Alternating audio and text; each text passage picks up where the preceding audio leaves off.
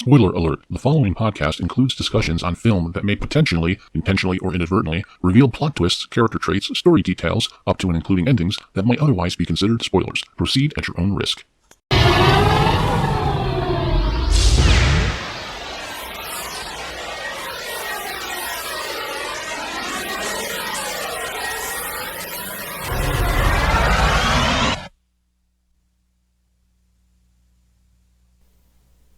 You're listening to Moviesucktastic.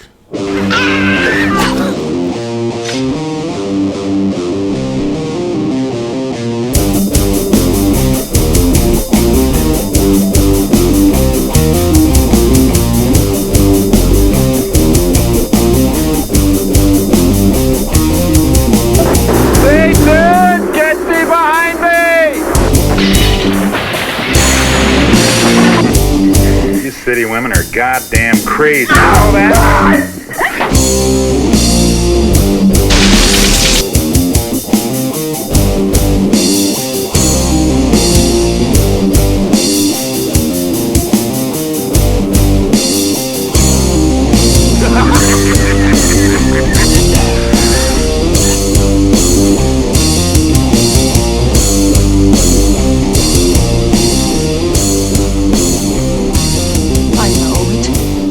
It all sounds like some bad movie.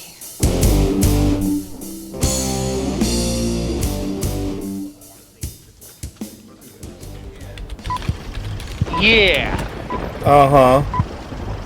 Yeah. Uh-huh, yeah. Oh. Let's mute that.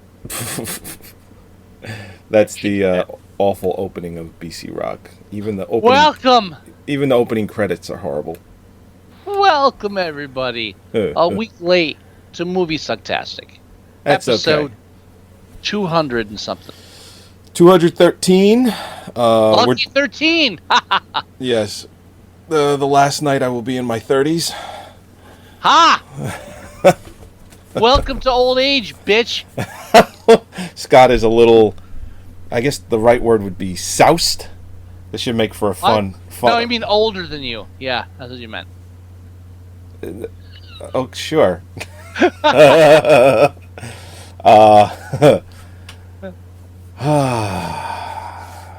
welcome to Moviesucktastic. I'm yes. Scott, and that's Joey. Hey. Oh.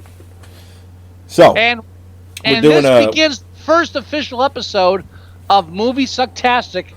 Hold on, the fan is blowing wind in my microphone.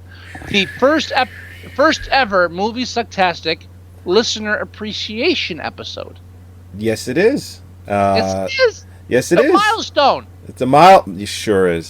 Watershed.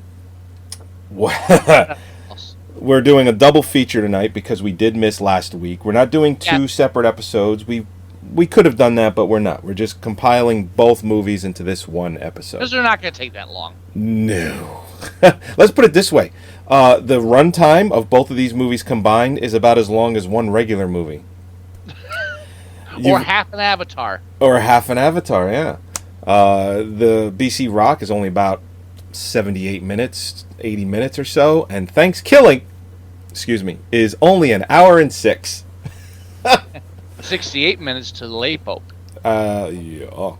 So the listener request is BC Rock was, or The Missing Link, as it's also known as. In non-fucked up country languages. Yeah. That was recommended or requested. I don't even know what I meant by that. Never mind. I don't know. I'm just letting you go. Okay. It's better when I let you go. You can't stop me, motherfucker. No, I can't. Because you're all the way over there. Yeah, I'm over here. I'm over there. You're over here, and I'm over there. I'm over here now. Yeah, I'm over here now. I'm over here now. So it was requested by Gino Cuddy. Yes. A fan of the show. And Thanksgiving was requested by Janie Carroll, who owns the Rabbit's Den tattoo shop. Uh-huh. And that was requested by her. They're responsible for this tattoo right here. The Gonzo. Oh, I'm gonna fall off the chair showing it, but yeah, right there. That's okay. Yeah. It's upside down, so no one knows what and that when I get was. my Picasso's Don Quixote, Ooh. they will be responsible for that too. Nice. Absolutely. Very Yes. nice. So, to start off, we're starting So off with... just Google Rabbit's Den Tattoo and you'll find it. Oh, it's 120 Main Street, Milltown, New Jersey. And if you don't live in New Jersey, just Google it. Just Google it. Scott's favorite search engine. Google it! Wow, I scared myself there. Sorry. Don't puke Anyway. Don't puke live on the show again. I don't puke. Stop that. Only one vodka, and you and your faulty counting. Chocolate whipped vodka. Yeah, I've listened to that episode over again, and you should have stopped me at 15. I don't know what the hell your problem was. You know, I really don't know. I'm listening to it was like, hey, you let me drink again? What the hell, Joey? you said you could take it. Yeah, but you know I'm full of shit. But I had about 15 shots myself. You weren't even close to what I had at that point. I still have the tally, the Oscar ballot. That showed all the ones I got wrong and how many I had to drink. Yeah, you think you know how many you had to drink till you listen to the show again. Okay, keep going. I had a lot. I'm sorry. Yeah. I could hold my liquor better than you. It's okay. Yeah, okay. It was a lot. And yeah, for you, yeah. I'm not saying you didn't have more. What episode was that? 63. Our first Oscar episode, right? Second episode. That was the first time we live streamed it. What was our second Oscar episode? Oh no, that's not true. That's not true. The first time it's the second Oscar episode. It's the second time we did that. Yeah, the first one the video was lost, which is unfortunate because yeah. I really liked that year because we sat in front of my gigantic television. Right, and that was the year when Sean was tweeting during the Oscars. Oh, and yeah. he announced the Human Centipede. Yeah, you know what to say. Yeah, the Human Centipede. Is like, that's not a real film, Sean. Seriously? So that was groundbreaking. Yeah, because the only picture that we saw was one girl sewed with her mouth sewed to the other girl's ass. That was the one frame. It's like Human Centipede. That was like just being released then, and Sean tipped us to it. Yeah, we're like, we have to see this. Yeah. Listen to the second Oscar episode and tell me that Joey drank even a quarter of what I drank that night. I had around 15 shots. You bullshit. Anyway. Well, we have video that I can't post because YouTube keeps taking it down. So we would be able to count on the video. Mm-hmm. I'll watch the video and I'll count. Yeah, you do that. I will do that. You fucking watch me. Meanwhile, we're reviewing our listeners' picks. Now, these picks are outside of our realm of rules, so these picks do not have to be theatrical releases. Correct. And they don't have to be even remotely good. Which they're not. Well, we'll save Thanksgiving for when we do it. Because that's one of those... Well, when we get to it, we get to it. But BC Rock... Now, the biggest problem... Hold on. Okay. So BC Rock's the first film we're reviewing. It's the first film we were reviewing. Okay. And now, what's playing in the background right now, sir? BC Rock. Okay, thank you. Yes. One of the biggest problems I had with BC Rock... was the movie. Yes. Because it's awful. But not in a good way. It's not one of those so awful it's good. It's just awful. Now, the animation is subpar. It's not even... Subpar? It's not even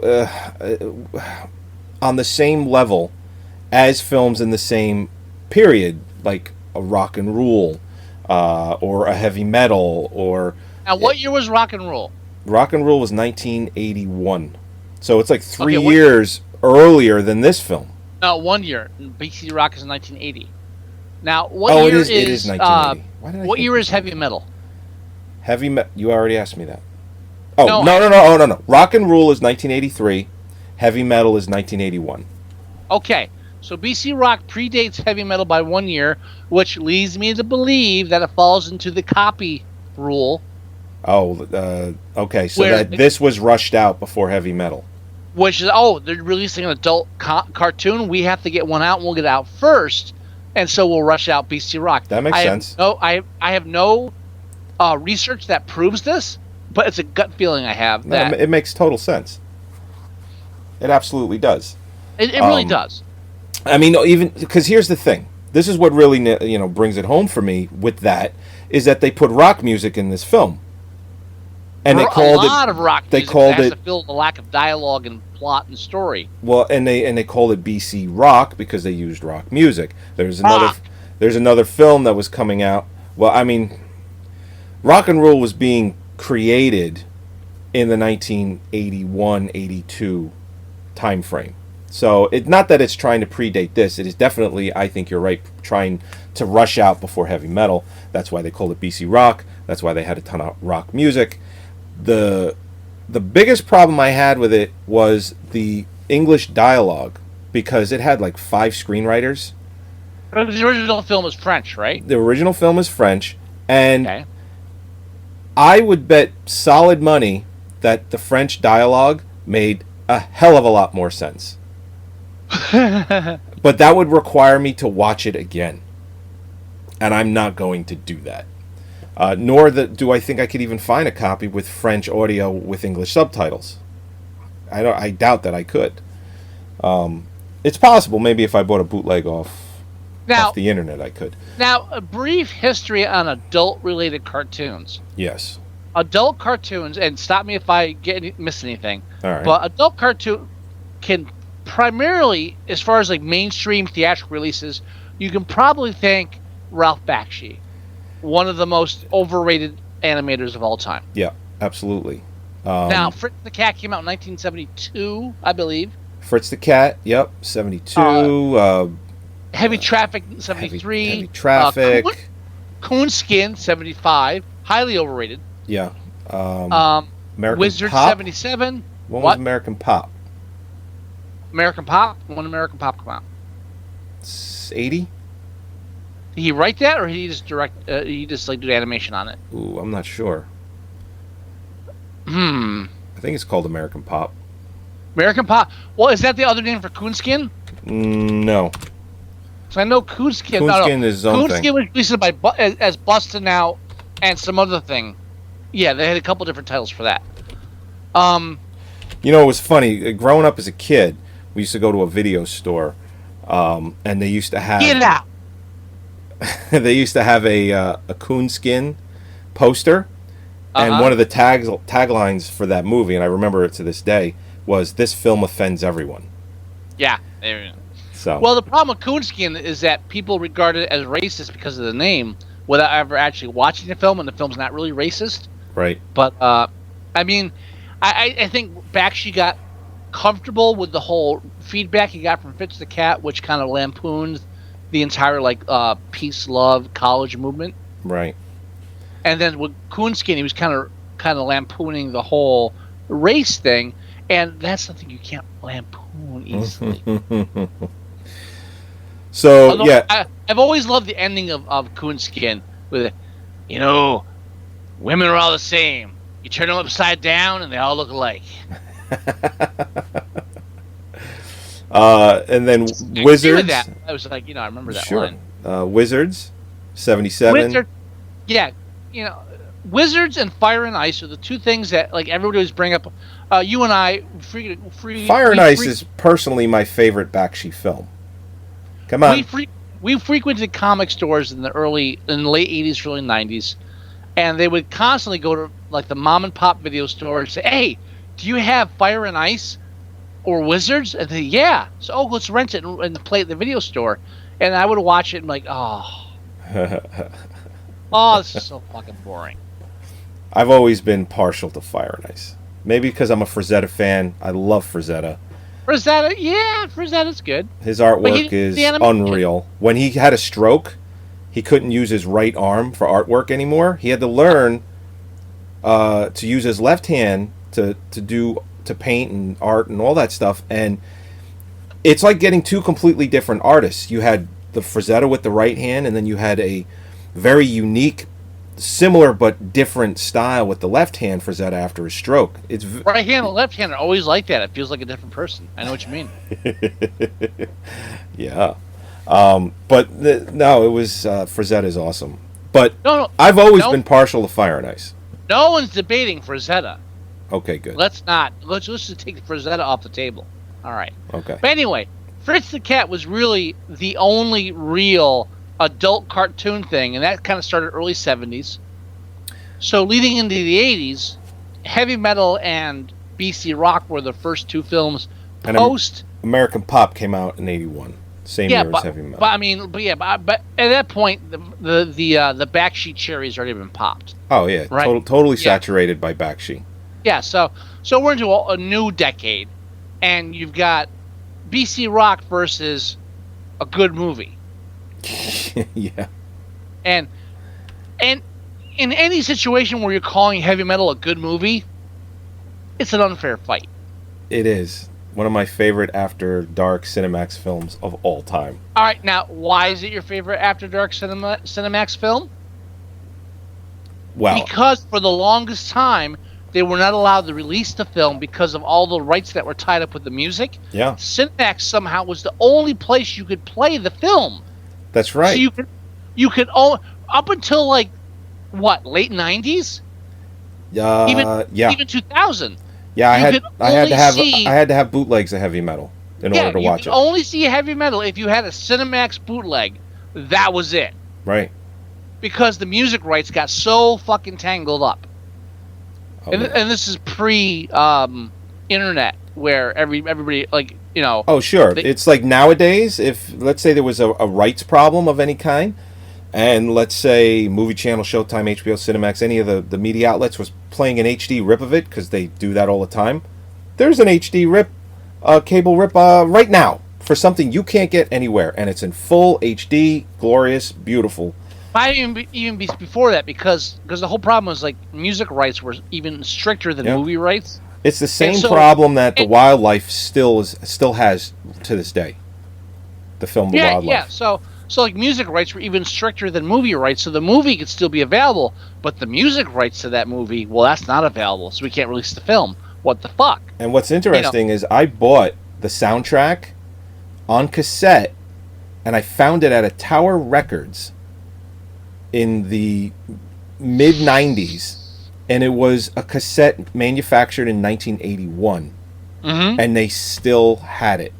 Yeah, because no one else had the rights to this stuff. Yeah, so I bought a cassette at the time. It was already 14 or 15 years old, and somehow, I guess with the pre-internet, no one knew that it was actually worth anything. I bought it for $8, but you couldn't buy it anywhere. That's the point, like you said. But but I was able to buy it because it had come out, and Tower Records never took it off their shelf. And even the weird thing that always bothered me was that in the film, the Devo song they play when what's her name walks into the bar. Oh, I love that song. Is Through Being Cool. Yep. Which I love, Through Being Cool. Great video, by the way, too.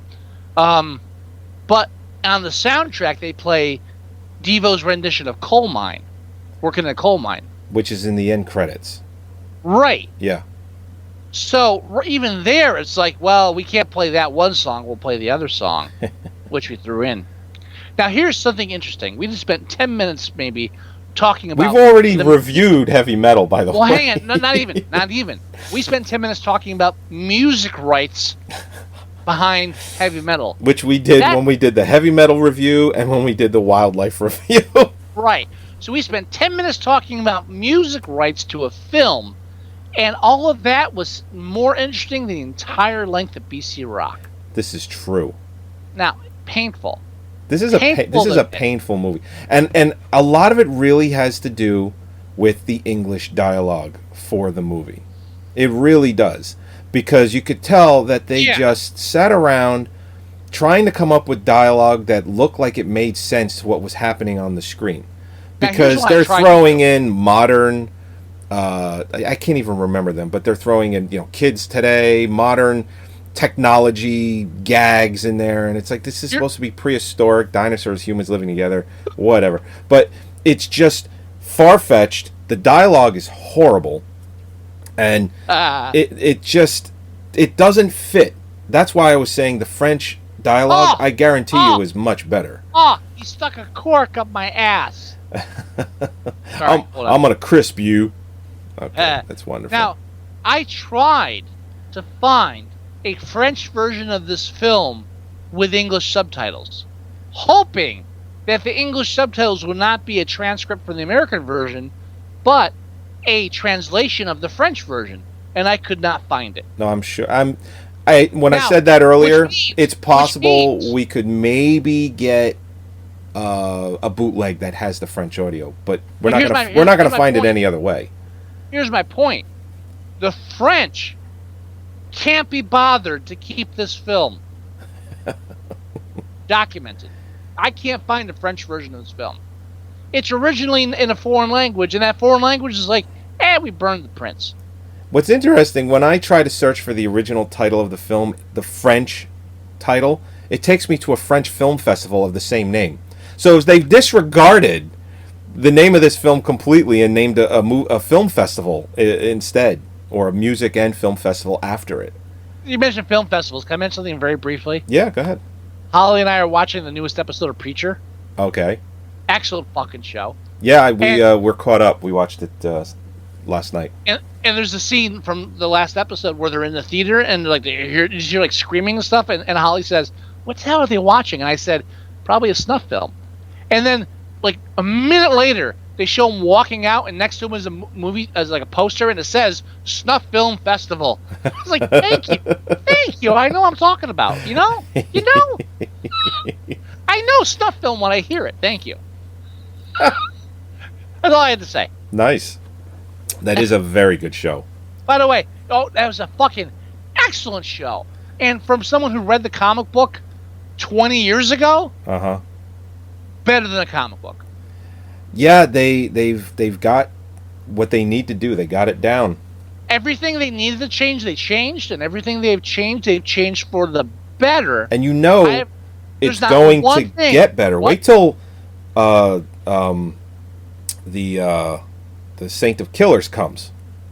Oh, dude, You know what I mean? Wait till no, that dude. storyline happens. Episode 2, and they do like a preview of the Saint of Killers, and so I go back and rewatch episode 1, and I didn't notice before, but in the opening scene, when the preacher first gets up and there's all the empty liquor bottles on his table, I paused it. It's like, holy fuck, that's a silhouette of the Saint of Killers on the Ratwater whiskey bottle. Ah! Fuck! Yes! I'm telling Holly, she's like, I don't know, I have no idea what you're talking about. Saint of what? Say, trust me, it's going to be fucking awesome. So, I mean, yeah, I mean, it's just like The Watchmen. They not only take a great comic book, they've actually improved it. Yeah, so far. and it's amazing So far, we haven't hit episode 10 yet this season. We don't know yet. Right. And it's amazing that Seth Rogen and Evan Goldberg, I believe that's his writing partner, they made this show possible. Well, you know what it is? When we were kids watching stupid ass fucking like Captain America and Fantastic Four superhero films, there were people that grew up without this shit. We finally hit an age when you and I are in middle age where people our age who grew up with this shit are adults and like, no, this is how you fucking do it. And Seth Rogen apparently is one of those people, along with J.J. Abrams and Favreau and these people that know what the fuck comic books really are. Yeah. Absolutely. But, no, I'm sorry. Anyway, BC Rock. BC Rock. And just to end on Preacher, I don't remember his name, but one of the head writers, or one of the main writers for Breaking Bad, he wrote upwards 10 episodes, is one of the writers for Preacher too. So I mean that's a huge plus. Yeah. Oh, definitely. And some of the episodes that he wrote for all the episodes of Breaking Bad were great, but some of them are one of the really like Rabid Dog. I mean, like episodes like that. This guy was responsible for. Those were like serious episodes. And watching the Preacher show, I've been rereading the original episodes and like reading through it. It's like, yeah. And again, no disrespect or taking anything away from the original writer Garth Ennis of those original comic books. At the time, they were great, but seeing what they did and how they changed it for a serialized television show, they're fucking dead on. Yeah. Fucking brilliant. And the most major character they've changed, Tulip. Yeah. It works. I all for the better. all for the better. I was trying to explain to Holly. Said she wasn't a bad character, but she was kind of needy and a bit kind of like a subpar female. Tulip is such a strong female lead in this show. Mm-hmm. Amazing. And with Cassidy, even though they changed how they meet and kind of little things like that, the dynamic there, which isn't 100%, is still strong, like the way it should be. It's fucking brilliant. Yeah. Great writing. And they're gonna build on their friendship too, which you can feel. Friendship and the chasm, because there's a chasm that comes down the way. Spoiler for anybody who's never read the comic book. There's a chasm, and I think they're going to keep that chasm if they go into a second season, which they gotta. They're probably already greenlit. They gotta go. If they don't go in a fucking second season, I'm gonna riot. You'll see in the news. One man rioted today down Phillipsburg's main street. Local authorities are baffled. Yes, only hurting himself and no one else. Yeah, but the only reason they're qualifying it as a riot because he kept screaming, "I'm rioting!" And we just let him go because he didn't seem like a threat to anyone but himself. More as we get details. Yeah, probably not. Yeah, probably. News at 11. So BC Rock. BC Rock. We keep avoiding it. BC Rock is supposed to be the true history of how mankind evolved. According to Stewie something or other. Babcock, yes. Stewie Babcock, get it right. Yeah, he's got a good old Brooklyn, sounding name. Adam and Eve weren't the real story. Neither was the whole slime and stuff. It's Stewie Babcock. Stewie Babcock.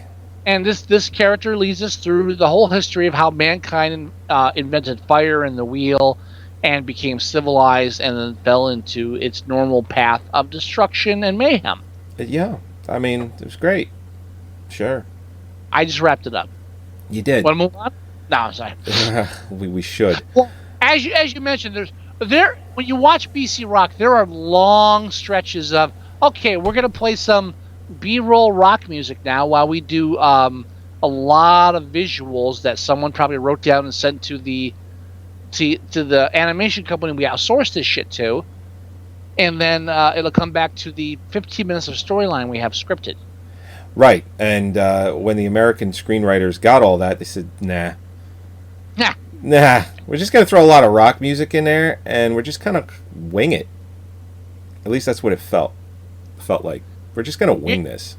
Here's what I want to underline. Yeah. The main character, Stewie Babcock, the voice, an unknown. I'm pretty sure, right? I thought they had one. Was it one star? No. Follow me here. Okay. Stewie Babcock. Yes. An unknown name, right? Unknown voice. Unknown voice. Biggest name of the time, Bill Murray, right? Oh, yeah.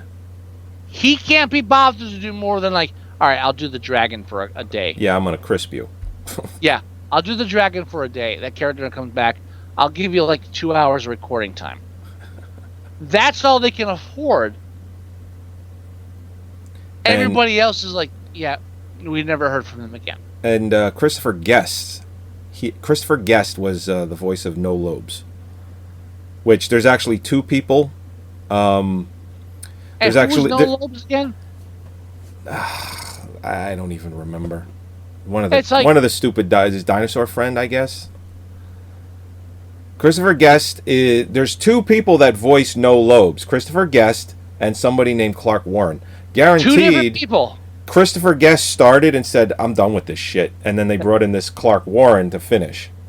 So the only real, and even I don't even know if Christopher Guest was a name back then at that point. I don't think did they do Spinal Tap yet? I don't even think Spinal Tap was out yet. I don't think Christopher Guest himself.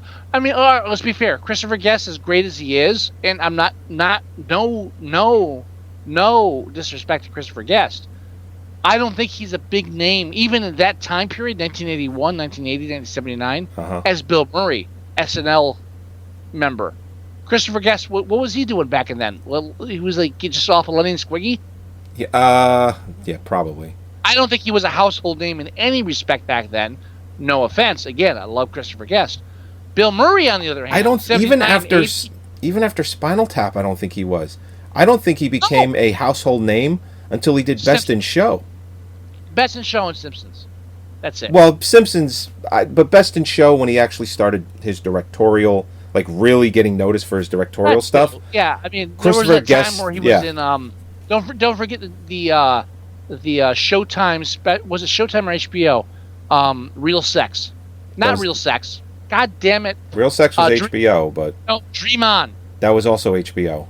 Not Dream On, but all right, it was HBO. It wasn't Dream On, but it was another show that came out at the same time where he was a guy going to psychiatrists about sex problems. Oh. And he was an actor. Wait, and I know that he's show. probably a writer as well. Look it up, because I'm telling you, I remember watching it. Fuck. And that's the first time I remember him like on television, post Laverne and Shirley, except for 1941. I don't think he's ever really been out in front until the new century came around. Yeah, probably not. And again, he's been behind the scenes and doing shit. Writer, brilliant fucking guy. No criticism of him. But is he a household name in 1980? Fuck no. Bill Murray? Yeah. Oh, big time. And Bill Murray gets what? 5 minutes of screen time because that's all he can afford, or all they can afford, or all he can allow. They you know, if he had voiced the main character, this film would have guaranteed, I don't know, theatrical release. Which I'm pretty sure it didn't get. No, and the reason I know that, the only reason I know that, it was because when it was first requested, because people can always request films for us to review, but it has to fall within the theatrical release rule if it's going to be one of our regular reviews, and this because we can review any fucking shit if it's not released in the theater. Yeah, which is a perfect example of when we reviewed Rotor, when we were reviewing this, and obviously when we do Thanksgiving. But yeah, I know that it was not released theatrically in the United States at all, which is one of our stipulations that has to be released domestically. At least it's one of my major ones. I could give a fuck if it's released foreign because everything is released somewhere foreign. That's almost the Rotor only was released rule we in have like Germany or something. Really, that's the only rule we have of the show. Has to be an American theatrical release. Yeah, domestic. North America. I will take North America. All right, domestic means American. North America. Canada's involved with that. Canada's not America. North America, I would take a film released in Canada because it's a part of North America. That's fucking Canada. Come on. Really? What, you don't like my answer, eh? Eh? Hey, how about those numbers, Weed? I don't know what that's a boot. I don't know. A boot. I've been to Canada, motherfucker. I've never been to Canada. I'll tell you, the first time I ever went to Canada. We were doing a music video, and actually, let me rephrase that. Only time I've ever been to Canada. We're doing a music video. I'm doing lighting, and the person, Nikki the Vampire, who we were going with, she was our connection. As we got there, 3 o'clock in the morning, she said, "Listen, they don't really all those things you hear about where they talk like certain ways. They don't really talk like that. So just don't say anything." So, all right, cool. We're not assholes, whatever. So we're waiting there. And the guy comes down. The first thing he says is, "Oh, you guys have made it okay, eh?" All bets are off. That's it. And everything you've ever heard about Canada is 100% fucking true. And they do say a boot, not maybe so much like hard like that. It's like it's a boat, but it's a boat time. And there's nothing worse than having a hangover and trying to order French McDonald's breakfast. Yeah, I want to McMuffin. The fuck is that?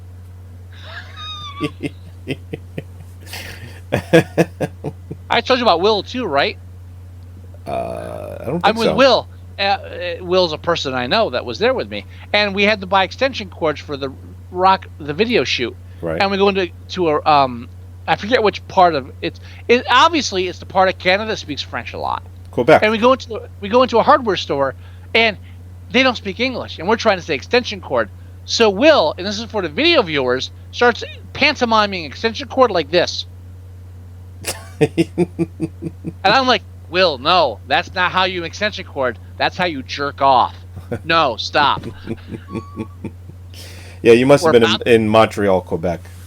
Yeah, we're That about it- to be arrested. Yeah. Stop doing that. That place, because we were thinking about vacationing there, and they said, listen, the biggest caveat to going there is that no one speaks English. That is But, no, hey, all right, now I'll tell you this. No one speaks English, but they're used to English people, so they make do. Oh, We yeah. made it. None of us spoke English. We made it to the sushi restaurant, and after that, we made it to Le Sphinx, which was the nightclub we went to, nice. which was apparently Egyptian themed. And the Egyptian theme to the nightclub called Le Sphinx was that they had a mummy in the doorway where you had to pay your fee, and then that was it. That's it? That was the only Egyptian thing I saw the entire fucking night. That was it. I hear the women in Montreal are beautiful, too. They were driving us past probably some of the ugliest prostitutes I've ever seen. People were driving by, and the guy's like, and the cab man, he was like, "They're the prostitutes." It's like, those are ugly prostitutes. Do they have pretty prostitutes? Like, none. No, sorry, Wow. sir. They're all respectable women. Only the Everyone whores, was- they become the prostitutes. I'm sorry, sir. You have to maybe go to New York. Yeah, I don't know much about New York, but you might have to go there for the pretty prostitutes. Hollywood, or New York, Broadway. Yes. Broadway. Yeah, yes, the Canal Street, maybe. Yes, over there. I hear Meatpacking. that's pretty I good. hear the meatpacking section is plentiful with whores. Yes, as you pack your meat. No, Yes. ugliest whore, and I spent 15 years doing driving through Manhattan. Ugliest prostitutes I've ever seen in my life, Canada. Oh shit. Now, it might have been the road we took. I don't know, but I'm just telling you my personal experience. I've never. Now, did you have to have a passport when you went? No, this was before 9/11. Okay, so that because now you need one, even just to go You to what? Canada. Want to hear another funny story? Sure. So we're going over the border of Canada. It's Let's like 3 in the morning. continue to not talk about BC Rock. Yeah. Canadian border, 3 o'clock in the morning. Never Yes. been. I've been slapping myself repeatedly for the past hour to keep myself from falling asleep. Uh huh. I'm a little delirious. Sure. So, and we're following the guy who's taking us to the gig. It's a personal gig, rock band, low budget bill. I think I have their album somewhere still. Cool. But so we get to the border. I'm like, this is no problem. Wait, we have nothing to hide. So the guy at the border says, "Are you here for business or pleasure?" It's like, well, business. I mean, pleasure, yeah, but I mean, business. We're here to do a rock video lighting thing, but we're not getting paid really, so it's kind of pleasure. So a little bit of both. Already I fucked it up. And he says, "Oh, so you're doing a rock band thing, eh? Yes. Where are you from?" I say, "America." Back there. It's right there. It's like 20 feet that way. behind us. As a matter of fact, we're still in America because we haven't gone through yet. And there's an uncomfortable silence, and I'm like, "Oh, wait, you mean more specifically Bloomfield, which is in New Jersey. So that's New Jersey, America, that I'm heading from towards your country, Yes. which is Canada." Yes. Says, "Oh, all right. Well, when are you heading?" Says, Canada. Over the border, over there. I mean, we're following them. So I don't know exactly where we're going because we're just following that car. But wherever they're going, we're going. I think it's Quebec, but I wouldn't know because I'm from America. And he said, "So you rock music? Yeah, we're doing a music thing. We're doing a music video and we're doing the lighting for it. So what's the name of the rock band?" I don't know. Because, I don't listen to the band and I don't know them. We're following that guy. You Really? should be At asking this that point- guy all these questions. At this point, I should have been pistol whipped and our car should have been torn apart looking for drugs. The most bizarre fucking experience I ever had. Coming back, the only thing they said was, do you have anything to declare? And all I said was like, Canadian cigarettes and porn. I said, "Okay, you can go." That's it. Now, to be fair, I only bought one pornographic magazine from Canada because it was in French and that was like kind of funny. And I don't smoke, but I bought a pack of Canadian cigarettes because they say cancer on the front. Oh, really? Canadian cigarettes are great. On the like, we hide the label on the side where it says, "Warning: Surgeon General says that smoking cigarettes may cause Birth defects injury and cancer. fetuses if a pregnant woman smokes it." Canada, on the front in French, that says, "Smoking will kill you." And I was like, "Fuck! I need to." I had a pack of Canadian cigarettes in the glove compartment of my car for 2 years. Wow. Never Just because, opened? it was like, and I smoked maybe 5 cigarettes out of that pack in the course of 2 years. Whenever I want to look cool, so yeah, hold on, I get my Canadian cigarettes here. Yeah, they cause cancer. You know that? That was it. It causes Canadian cancer. At least that'll be nice. That was great. Just going over the border, and I'm piece of cake. Where are you from? Back there. Fucking horrendous. Fucking sad. Sad. And he just let you through, no problem. If I ever had to smuggle drugs, it would be like the episode of Mr. Show. So you have anything to declare? No, I have nothing to declare. Cocaine stuffed up my ass. No, not at all. Anyway, BC Rock, yeah. BC Rock, horrible movie. Don't recommend anyone watch it. There's a lot of sexual stuff. Now, I don't. You know what? Even as a virile, Virile. but virile works. No, it doesn't. Virile, okay. Virile. Budding teenager. This would have never. I wouldn't have cared. There isn't enough in here to even have that catch my eye. The majority of what you see is male penises and ass, with the occasional female breast. And right.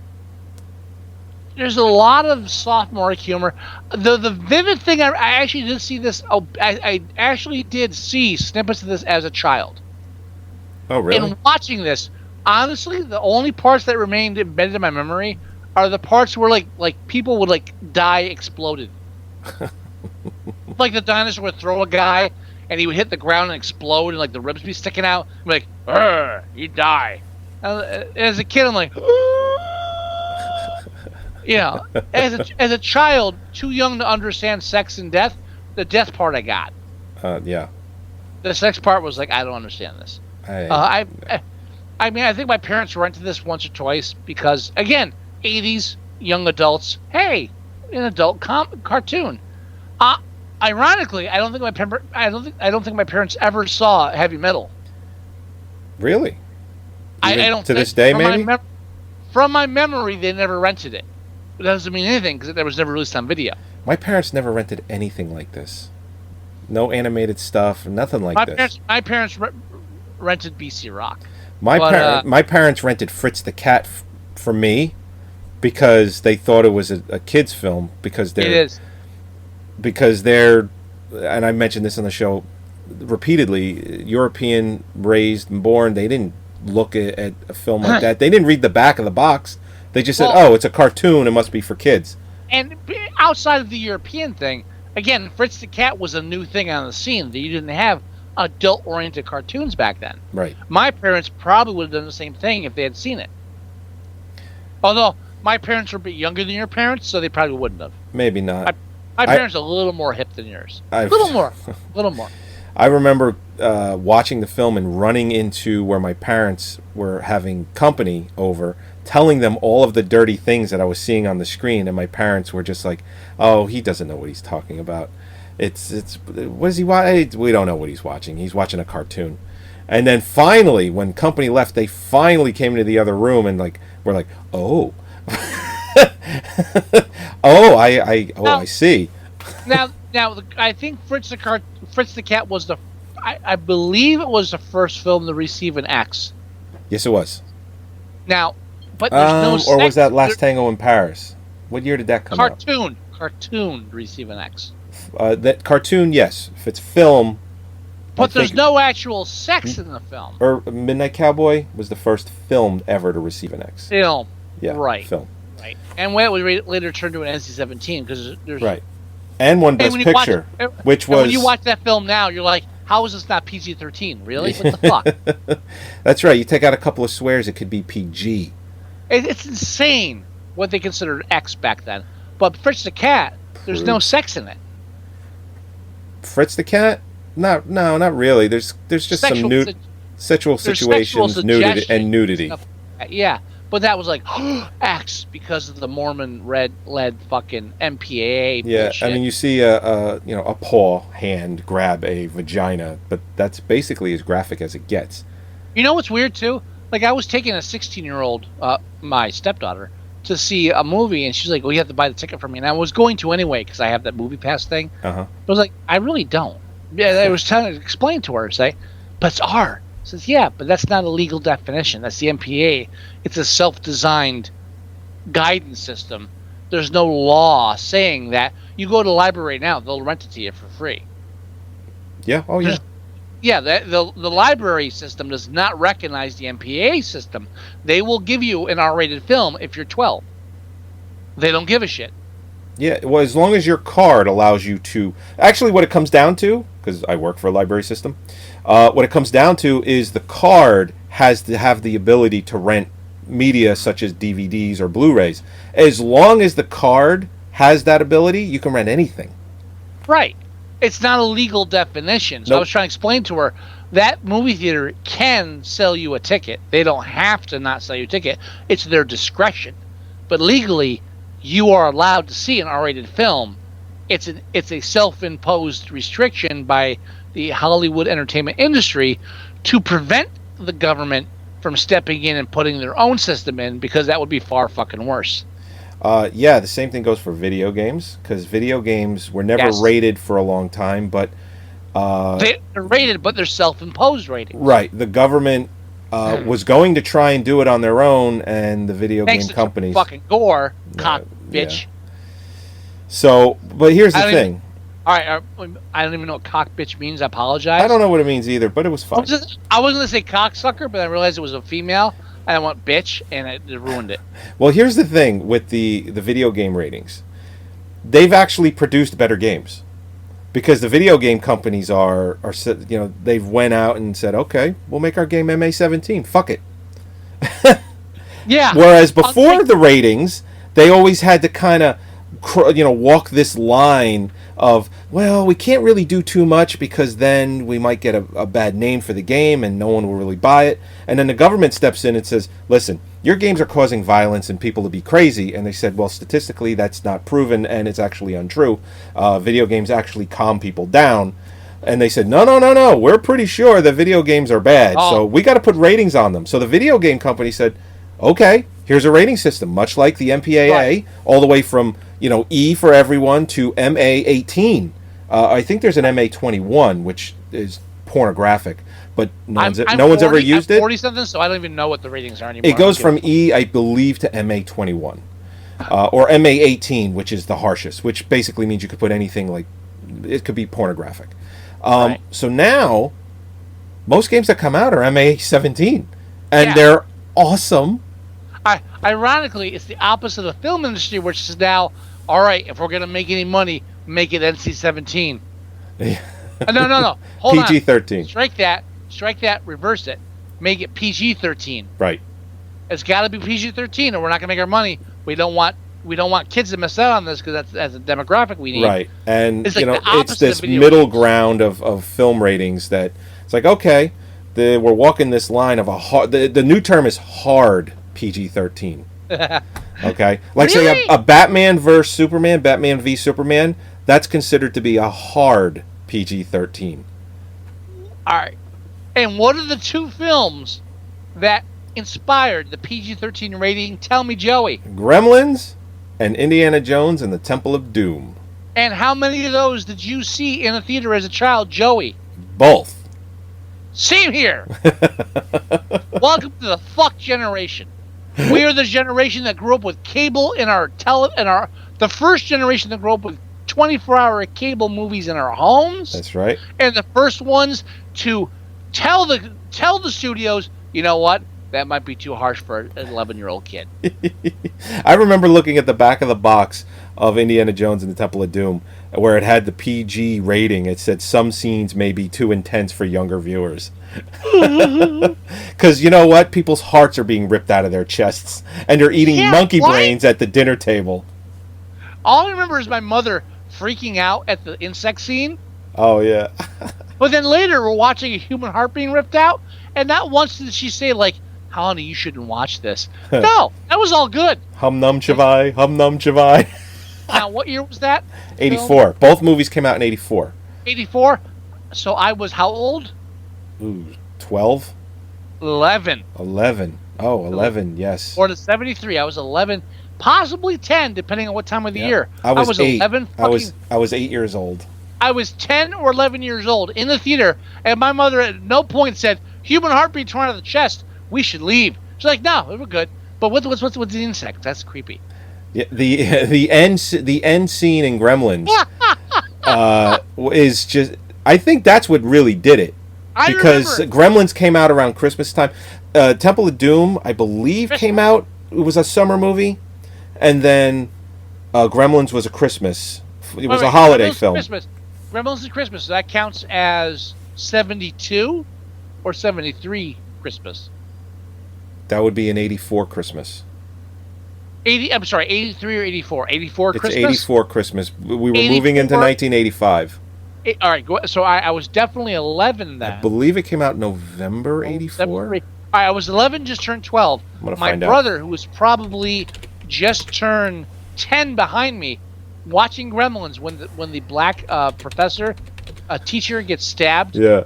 They show like the hypodermic in his ass. My brother behind me, a row behind me, crying at a PG film. And I remember like, what the fuck's his problem? Yeah. Yeah, shut up. This is a fun movie. Actually, I have it backwards. Gremlins came out in June of 1984, so you had not had a birthday yet. June. So I'm 84, so I'm still 11. Yes. No, sorry. Ow. Yeah, 11. I'm still 11. My brother's 9, because his birthday's in November. 9-year-old behind me, watching Gremlins, crying because people are dying on it. And I'm like, ha, ha, ha, ha, shut up. So Temple of Doom came out in May of 84. Wow. So Gremlins it took place during Christmas time, but they put it out in the summer. Which is weird. I want to say that they re-released it because it was a huge hit. It was a huge smash, made a shitload of money. Now, I want to say that they re-released it that Christmas.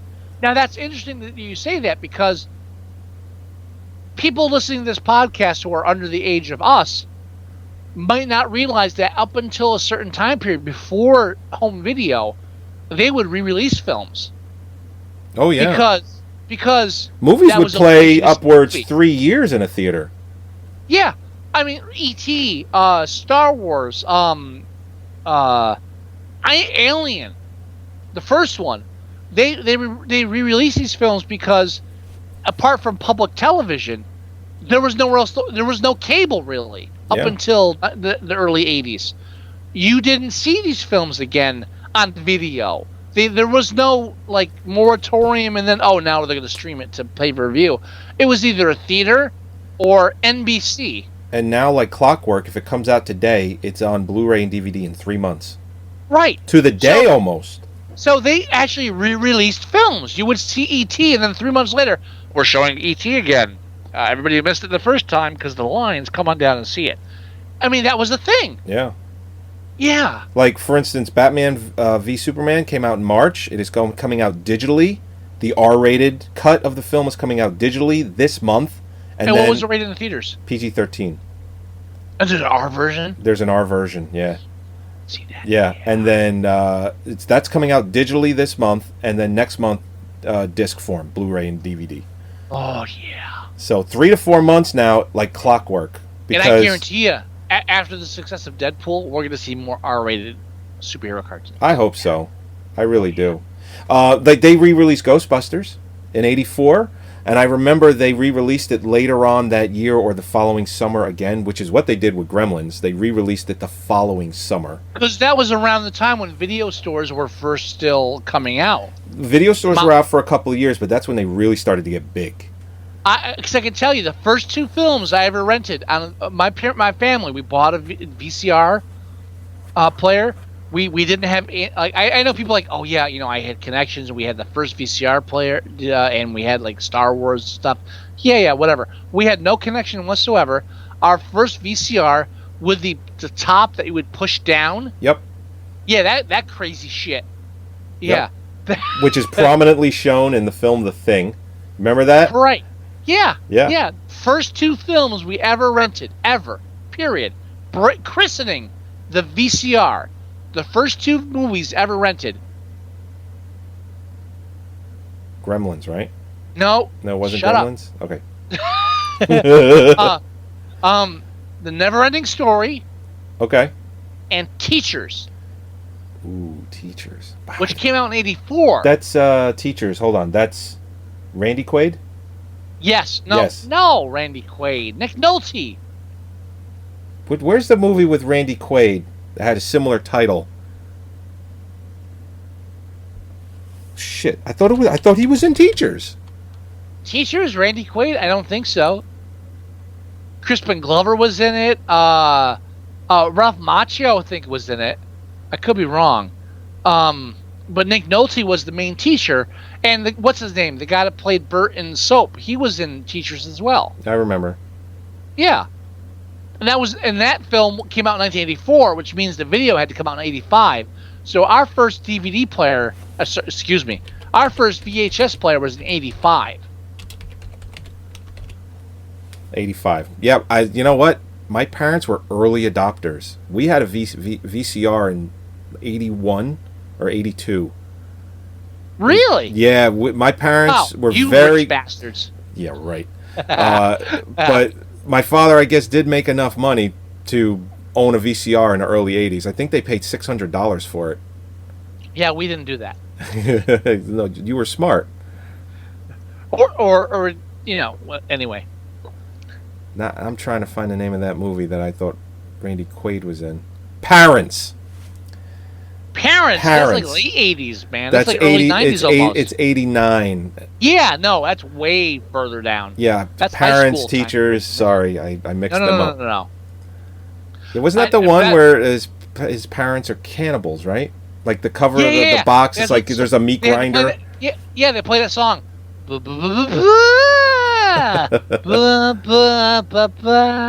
Yeah, that's my son's favorite song that you cannibals. did for him. Yeah. Yeah. There's a new name for terror. Parents. I'm looking at the poster. Damn good movie. I have to go back and rewatch that. I actually don't have Parents or Teachers in my collection. I don't have either, and I'm I gonna should. write that down. I don't have either, and I should I should go back and rewatch Parents because I don't think I've seen it since it came out on video, and that's like a couple decades almost. Yeah, I saw it when it came out in '89, and I 90. don't think I've seen Teachers since I saw it in the mid '80s. Holy shit! I haven't seen that film in 25 years. I haven't seen Teachers in 30 years. Oh fuck! I'm old. Yeah. Oh God. Hey, I'm still I'm in my 30s still. I saw Parents before my younger stepdaughter was born. Oh fuck! Hold on. I saw Parents before my older stepdaughter was born. Oh fuck! Here's one for you. I'm done. Just forget about it. I saw Teachers when my wife was 5 years old. That's because you were a cradle robber. We're only 5 years apart, but I guess there's there's enough of a gap. When I say cradle robber, I mean there's a compliment, sir. Thank you, sir. I just wanted to clarify. Oh, I'm sorry. Hold on. BC Rock. We're still doing that?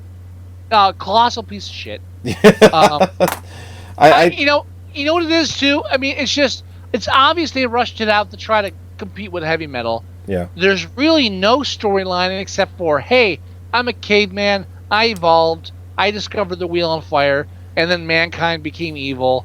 And The film is way. What's the runtime for BC Rock? It's way too long. It's an hour and 22 minutes. I Oh believe. God, way too long. Even like the asparagus worshipping Latter-day Saints. What the fuck was with that scene? The official runtime is an hour and 24 minutes. The Way cut too that long. I have that we are reviewing is an hour and 22, so I don't know where the other 2 minutes are. I get the feeling that IMDb isn't exactly right on runtimes sometimes.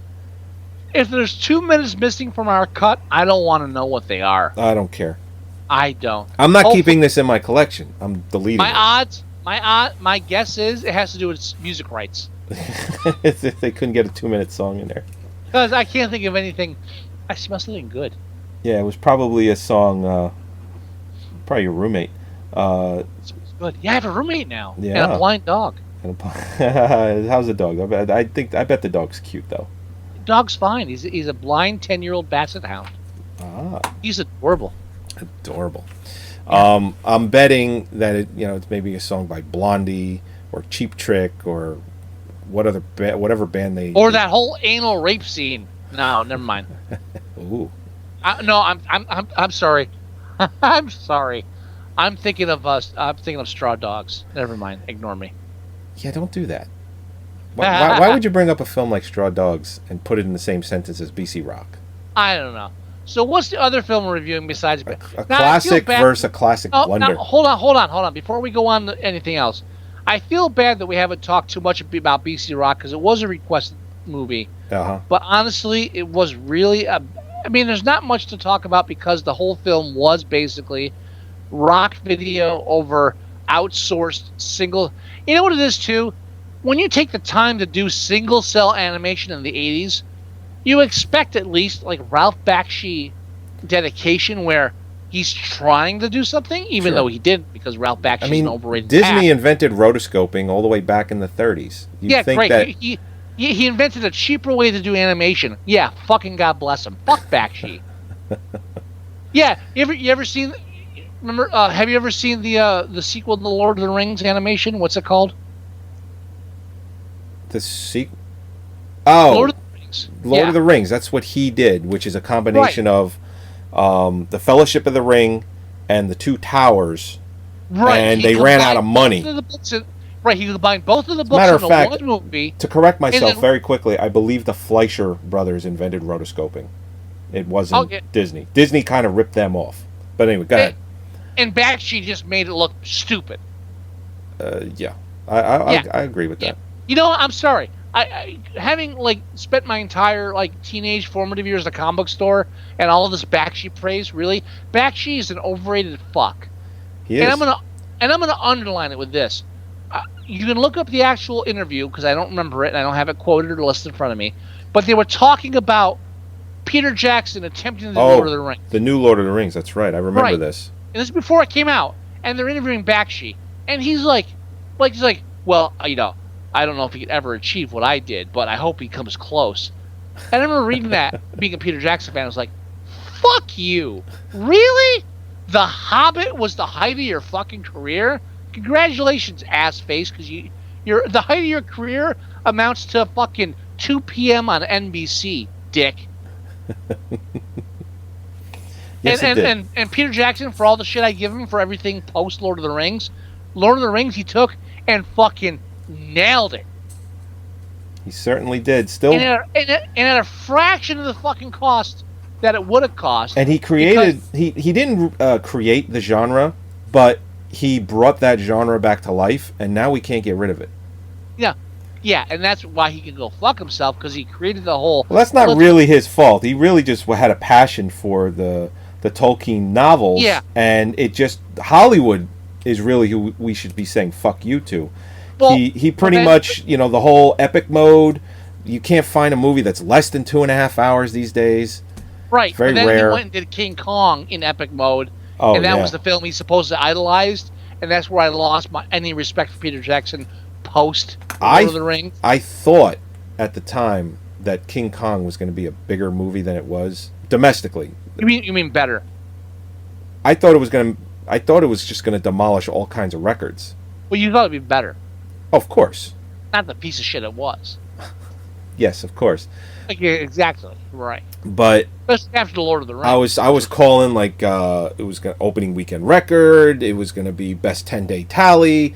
I'm thinking it's going to be all of these things, and to my surprise, a lot of people didn't give a fuck. Yeah, but all this Bakshi worship over the Hobbit and shit is like all boils down to is, hey, Bakshi, first person to ever do adult cartoons. Guess what? That's where your career ended. Have a fucking happy life. Right. Fuck you. I would be fine with Bakshi if he hadn't pulled that shit on Peter Jackson. Like, oh, I don't know if he could ever achieve what I did. What the fuck did you achieve, asshole? Rotoscoping? And like a lame cartoon adaptation to a book that most adults will never read in their entire lifetime? Yeah. I'm sorry. Well, anyway, we should rate... I apologize. I got a bit of a tangent there. We should rate BC Rock on IMDb. Yeah, it's actually rated pretty high. What's pretty high for BC Rock? Well, it's only got 443 ratings, but it's rated 6.2. It's rated 6.2, which is extremely high. I can't wait to see the demographics on this thing. What do you want to rate this film? I'll let you throw out the starting bid. The starting bid? 2.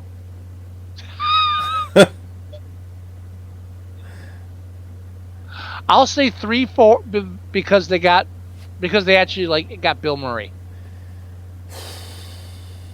I would go higher if I just knew for a fact that the French audio was better. But I won't take anyone's word for it. I'd have to rewatch it and listen with English subtitles. We'll say 3. 3 is fine. All right, 3 it is. I can be on board with a 3. All right. Oh, I gotta say, wow, this is some weird demographics. The highest rating is 6. Then the next rating is 10, and then before that is 7. There's no horseshoe or a concave. It's just all across the board. When you go to the broken down demographics, apparently males liked it much better than females. I wonder why. We mentioned the fact that the only love interest of the main character was a cat race that eventually spurned him, and the ugly women that the cavemen would have sex with repeatedly. After they learned how let's make babies. Must make babies. And they didn't know how to until they watched the dinosaurs do it. Which is impossible because they exist. No, they watched the turtles do it. Yeah. Right? Something like that. No, it was a dinosaur. It was some. Was it dinosaur? It was a dinosaur. It was a couple of different scenes. Okay. Age, the highest rating males under 18 is 6.0. Highest rating age under 18 is 6.0. One person. There was one person under the age of 18 that's rated this fucking film, and they rated it a 6. Oh, good for them. And that's because they saw boobies. Yeah. And obviously they live in a part of the country with no internet, and so they can't watch actual porn. That's probably true. Outside of under 18, the highest demographic is males 30 to 44, our demographic, sir, yes. at 6.3. You want to know the lowest demographic? Females aged 30 to 44, our demographic. Yeah. Or age-wise, 4.4. Yeah, they watch this and they're like, I'm not putting up with this shit. Women our age, on average, voted... And by the way, males our age that have rated this film, 146. Females our age who have rated this film, 9. There are 9 women out there who said, yeah, I'm going to rate this fucking piece of shit because he made me watch it. And the other 137 women were like, yeah, you watch it by yourself, come to bed when you're done. That's it. No, you're right. That's it. That's what happened in my house. Hey, babe, I got to watch this movie called... No, I'm going to bed. Come to bed when you're done. That's exactly what happened. And no IMDb staff have rated this film. None. And that I'm actually considering that a plus towards the IMDb staff. Yeah, that's probably the smartest thing they've done lately. Yeah. The highest demographic out of all of them is males our age, 6.4. That's it. Lowest demographic out of everything is females age 30 to 44, 4.4. Uh-huh. Very sad. Very sad. Oh, pardon me. That's quite all right. All right, so we've rated and we've kind of reviewed BC Rock. Now, to be fair, we got the name of the main character correct. Huey Babcock. Stewie. Stewie Babcock, which Right. proves that we both watched the film. Of course. I just want to underline that. We watched the film. I absolutely watched this. I will never For the be love watching of it Christ. again. For the love of Christ, I watched this film. Yeah. Alone. I'm Yes, not crazy. Same here. I did not make Holly watch either of these films because I'm not suicidal. It's probably a good thing.